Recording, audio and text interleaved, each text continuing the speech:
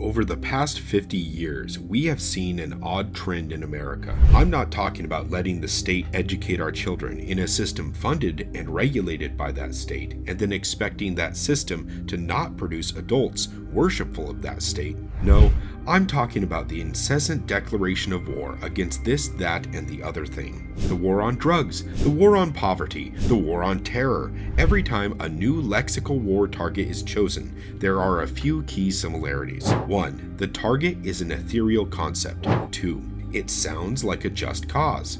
3. There is no metric by which victory or failure can be measured. 4. They always validate increased government authority. The fact that they want to keep these wars abstract is a symptom of the other 3. These wars are not meant to be won. They never wanted to win the war on alcohol or drugs. They wanted to increase police power, the ability to engage in no-knock raids, easy surveillance warrants or exemptions, and most importantly, civil asset forfeiture. What a thing that is, a government agency that can simply seize your property or money because you have a suspiciously large amount of cash, and they can keep it or sell it without ever charging you with a crime. I didn't say convict, I said they never had to charge you with a crime. It is very rare that victims of civil asset forfeiture ever get their property back. And if they do, the victim often has to pay as much to get it back in legal fees as the stolen property was worth.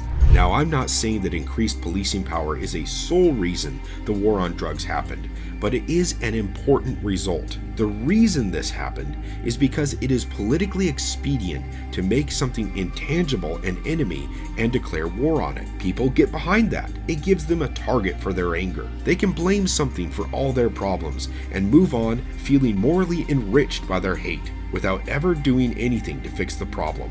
So basically, lexical wars are politically expedient. They make it easy for politicians to campaign on something they never have to win, because if it was a real war, you could measure victory in casualties, territory, and other factors. This way, they can fight the good fight in a controlled setting where they can control the media image. By waging a war with no victory or defeat, they can also make that war last for an eternity. It also acts as a handy scapegoat for new laws you want to pass. You want to make stop and frisk legal? Well, obviously the war on drugs is the reason. You want to add a new commercial rental tax? Well, obviously the war on poverty is the reason. Well, just earmark a fraction of that money for affordable housing or some other pet project you were already planning. Sometimes they don't even do that. They just toss the war on something out like an infinite get-out-of-jail-free card.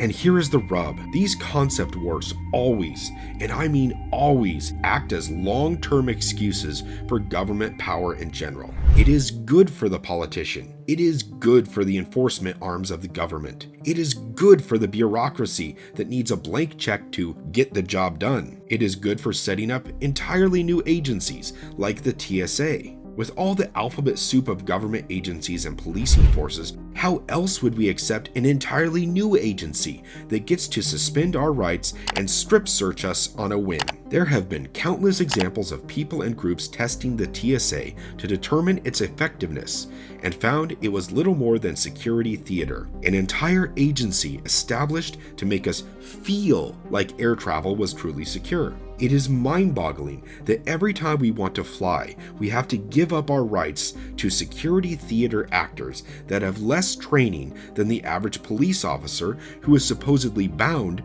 to protect our rights. How could that ever happen without an existential war on terrorism? We have all heard of the political dialectics like the Caligulan Dialectic, where a problem is created with the purpose of causing a reaction of fear and hysteria, so people will accept or even demand a solution that suspends their rights. In a Machiavellian world, this is often the intent, but in a world of selfish politicians, it can be as simple as a convergence of interests. When interests converge, a formal conspiracy is not required. So why do I bring this up? Because I would like to propose another dialectic. Caligula, a mad emperor of Rome, did something very similar to what we see today. He declared war on a god, essentially a concept. He declared war on Poseidon and had his soldiers march to the ocean and stab it repeatedly. It was a symbolic war that accomplished nothing but getting his soldiers wet. In the modern version of this Caligulan dialectic,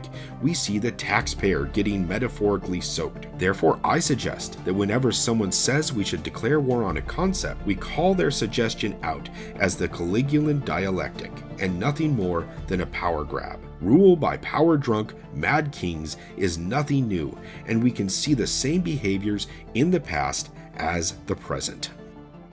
I must apologize for my voice in this video. I have been ill. If you enjoyed this video, please like and subscribe.